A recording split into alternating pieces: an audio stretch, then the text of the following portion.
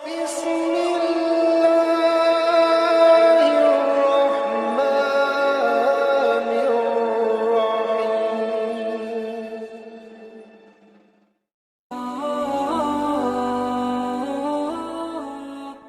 billahi minasyaitonir rajim. Bismillahirrahmanirrahim. Assalamualaikum warahmatullahi wabarakatuh. Alhamdulillahi rabbil alamin. Wassalatu wassalamu ala asrafil anbiya'i wal mursalin wa ala alihi wa sahbihi ajma'in. Amma ba'd. Puja dan puji syukur kehadirat Allah Subhanahu wa taala yang telah melimpahkan rahmatnya kepada kita semua sehingga kita dapat berjumpa lagi di channel ini. Salawat dan salam semoga tetap tercurahkan kepada Nabi besar kita Nabi Muhammad sallallahu alaihi wasallam dengan lafaz Allahumma salli ala Sayyidina Muhammad wa ala alihi Sayyidina Muhammad. Semoga kelak kita mendapatkan syafaat dari Nabi Muhammad sallallahu alaihi wasallam. Amin amin ya rabbal alamin. Besar harapan dan doa saya semoga sahabat semua selalu diberikan kesehatan, dilapangkan rezekinya dan diberkahi umurnya. Amin amin ya rabbal alamin. Sahabat yang beriman yang dirahmati Allah Subhanahu wa taala. Ketika Allah Subhanahu wa taala menetapkan seorang hambanya yang beriman, baik laki-laki atau perempuan, akan mengalami sakit, maka Allah akan mengirimkan 4 malaikat kepada orang itu.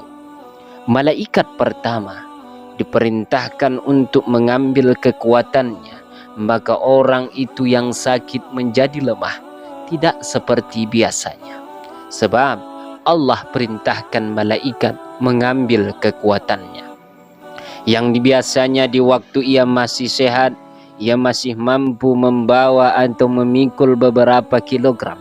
Tetapi begitu sakit, jangankan untuk mengangkat 1 kilogram, membawa badannya pun untuk berdiri, ia tak mampu dan tak sanggup melangkahkan kakinya. Sebab Allah perintahkan malaikat mengambil kekuatannya. Malaikat kedua diperintahkan untuk mengambil selera makan dari mulutnya. Ia yang sakit jadi enggan makan, walau terkadang merasa lapar, semua yang dimakannya akan terasa pahit. Sebab Allah Subhanahu wa taala perintahkan malaikat mengambil rasa selera nafsu makan pada lidahnya. Malaikat ketiga diperintahkan untuk mengambil kecerahan wajahnya, maka orang-orang di sekitarnya akan melihat bahwa ia sangat pucat. Malaikat keempat diperintahkan untuk mengambil dosa-dosanya, maka ia terbebas dari dosa kecuali dosa yang berhubungan dengan manusia seperti hutang piutang, menzalimi, menghibah dan lain-lainnya. Maka dosa seperti ini tidak diambil malaikat karena berhubungan dengan manusia, kecuali meminta maaf dan melunasi hutang tersebut, barulah dihapuskan dosa-dosanya. Sahabat yang beriman yang dirahmati Allah Subhanahu wa taala. Ketika Allah Subhanahu wa taala menghendaki hamba beriman itu sehat kembali, maka Allah perintahkan malaikat pertama untuk mengembalikan kekuatannya, dan ia yang sakit berangsur-angsur kuat kembali. Malaikat kedua diperintahkan untuk mengembalikan rasa selera nafsu makannya, sehingga lidahnya bisa membedakan mana itu rasa manis, asam, asin, dan pahit. Malaikat ketiga diperintahkan untuk mengembalikan kecerahan wajahnya, maka kepucatan wajahnya berangsur-angsur menghilang dan kembali cerah seperti sedia kala, biasanya sewaktu sehat.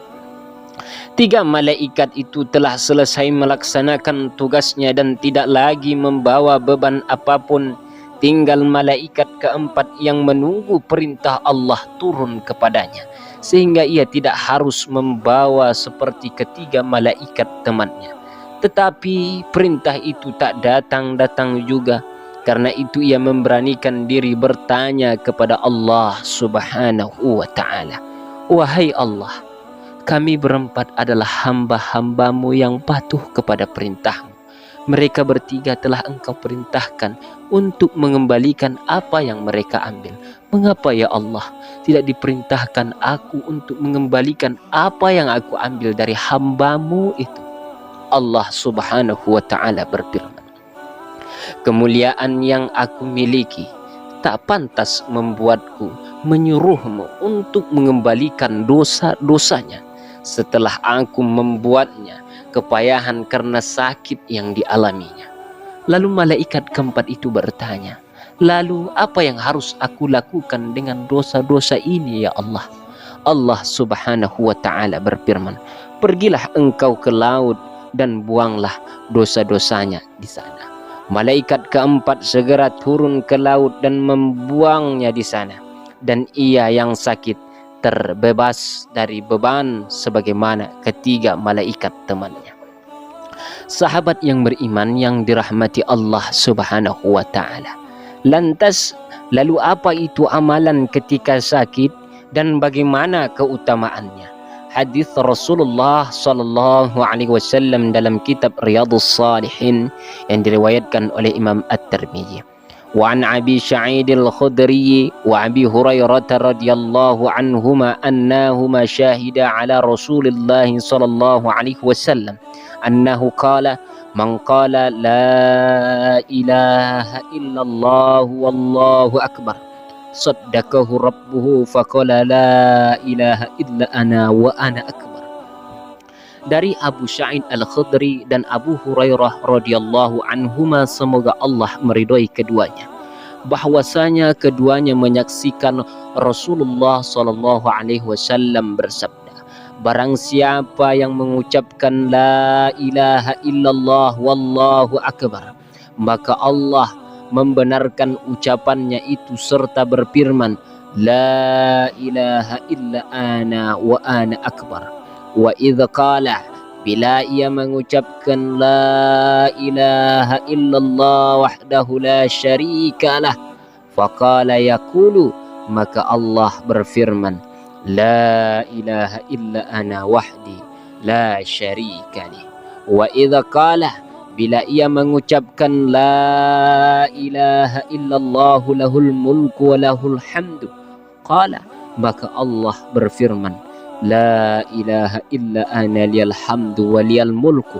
Wa idza qala, bila ia mengucapkan la ilaha illallah wa la haula wa la quwwata illa billah, qala, maka Allah berfirman, la ilaha illa ana wa la haula wa la quwwata illa bi. Sahabat yang beriman yang dirahmati Allah Subhanahu wa ta'ala, kata Nabi, barang siapa yang mengucapkan zikir ini ketika sakit, la ilaha illallah wallahu akbar, la ilaha illallah wahdahu la syarika lah, la ilaha illallah lahul mulku wa lahul hamd, la ilaha illallah ولا حول ولا قوة إلا بالله العلي العظيم.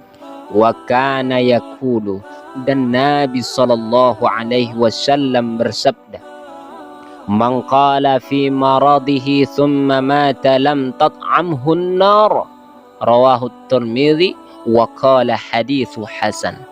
Barang siapa yang mengucapkan kalimat-kalimat tersebut sewaktu ia sakit, kemudian ia mati dalam sakitnya itu, maka ia tidak akan termakan oleh api neraka. Hadis riwayat Imam At-Tirmidzi.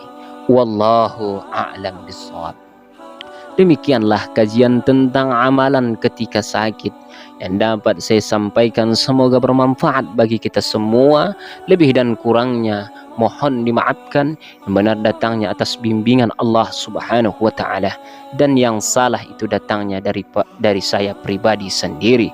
Akhirul kalam, subhanallah wa bihamdih, subhanakallahumma wa bihamdika, asyhadu an la ilaha illa anta astaghfiruka wa atubu ilaik. Assalamualaikum warahmatullahi wabarakatuh.